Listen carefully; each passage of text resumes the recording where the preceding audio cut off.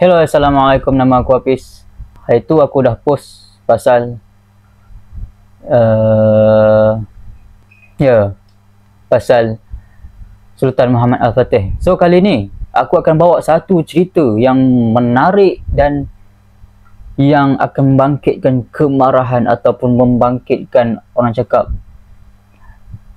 satu perasaan sedih lah dekat cerita ni. Okey, cerita ni kisah dia Lahad Datu. Itu Takluk. Siapa yang dah tengok filem Takluk?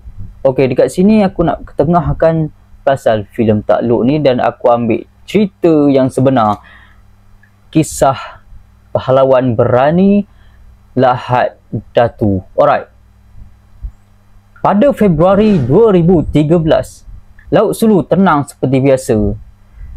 Ombak kecil menari-nari di pantai Kampung Tanduo, iaitu di Sabah. Tak ada siapa sangka air yang tenang itu menyimpan satu rahsia yang berdarah, iaitu satu serangan dari masa lalu yang cuba membangkitkan kuasa lama. Okey, ada seorang nelayan ni, dia terlihat kelibat yang tak biasa ditengok dekat pantai. Bukan satu, bukan dua, tapi berpuluh-puluh lelaki yang bersenjata, yang lengkap dengan pakaian ala tentera. Diorang pun kelihatan serius, penuh dengan ketegangan, macam ada sesuatu yang nak diungkapkan. Serta di badan mereka dililit penuh dengan peluru. So, dekat sini mereka bukan lanun biasa. Mereka adalah tentera diraja Kesultanan Sulu yang mendakwa hak mereka terhadap Sabah yang mereka anggap sebahagian dari wilayah nenek moyang diorang.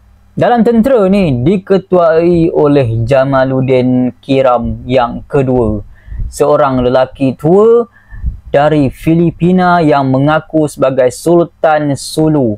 Mereka mahu mengembalikan wilayah tu tanpa sebarang peperangan. Namun mereka datang dengan senjata. So apa maksudnya? Diorang nak perang lah tu. Dalam kira-kira 200 orang lelaki bersenjata mendarat di Lahad Datu dan berkubu di Kampung Tanduo yang bertempat di perkarangan surau. Mereka tak menyerang, tapi mereka menunggu dengan senjata tersandang dan kibaran panji Sulu. Tuntutan mereka ni mudah je. Sabah adalah milik mereka dan mereka datang untuk menuntutnya kembali. So dekat sinilah permulaannya datangnya tentera Sulu. Dengan langkah awal, kerajaan Malaysia pada awalnya mengambil pendekatan diplomatik dengan tentera Sulu ni.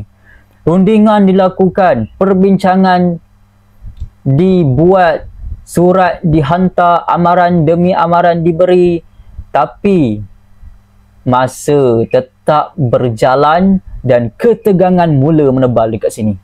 Pada 1 Mac 2013, peluru pertama dilepaskan disebabkan segala perbincangan, segala amaran ditolak mentah-mentah oleh kerajaan Sulu dan Malaysia terus melancarkan perang. Pasukan Keselamatan Negara yang terdiri daripada polis, vet 69 dan unit komando. Namun pasukan tersebut diserang hendak oleh tentera Sulu. 2 anggota telah pun gugur, darah pertama tertumpah di bumi sendiri, tak ada lagi ruang untuk rundingan. Akhirnya operasi daulat dilancarkan. Pada pagi 5 Mac 2013, langit Lahad Datu mengaum. Jet FA-18D Hornet dan Hawk milik tentera udara diraja Malaysia melepaskan bom ke arah kubu penceroboh. Kemudian ribuan askar daripada pelbagai cabang, iaitu tentera darat, polis, komando terus mara ke medan perang. Kampung Tanduo berubah menjadi medan peperangan. Hutan yang sunyi dulu bertukar menjadi neraka dunia. Dekat sini nampaklah pelbagai peluru, pelbagai letupan di sana sini. Sabah dah tak aman. Jadi dipenuhi dengan jeritan, dipenuhi dengan pekikan, tembakan, letupan, bau mesiu, iaitu bahan letupan bercampur dengan darah. Penceroboh tegar berjuang hingga ke titisan darah terakhir. So, mereka tahu mereka bukan sekadar berperang, tapi mati syahid menanti mereka. Kata mereka, 10 perwira negara gugur dalam konflik ini. Nama-nama seperti Superintendent Ibrahim Lebar, ASP Michael Padel, Sarjan Sabaruddin Daud dan lain-lain kini diabadikan sebagai wira. So, kita kenangkan jasa mereka, apa yang mereka telah buat untuk negara kita, telah menyelamatkan negara kita daripada penceroboh-penceroboh yang durjana. Jadi, mereka ni bukan saja berperang, mereka bukan saja bertempur, tapi mempertahankan tanah air dari dijarah sejarah yang tak diundang. Isteri mereka meratapi anak-anak kehilangan seorang perwira, anak-anak hilang seorang ayah, tapi seluruh negara berdiri teguh dan ingat, Malaysia tak akan tunduk kepada penjajah. Operasi berakhir secara rasmi pada 24 Mac 2013. Seramai 68 penceroboh terbunuh dan 173 ditahan. Dan baki yang lebih tu melarikan diri balik ke Filipina. Namun, meskipun bunyi senjata telah senyap, tapi parut di hati rakyat Sabah masih kekal dalam trauma kerosakan kampung dan ketegangan antara dua negara yang menjadikan semuanya legasi pahit dari pencerobohan ini.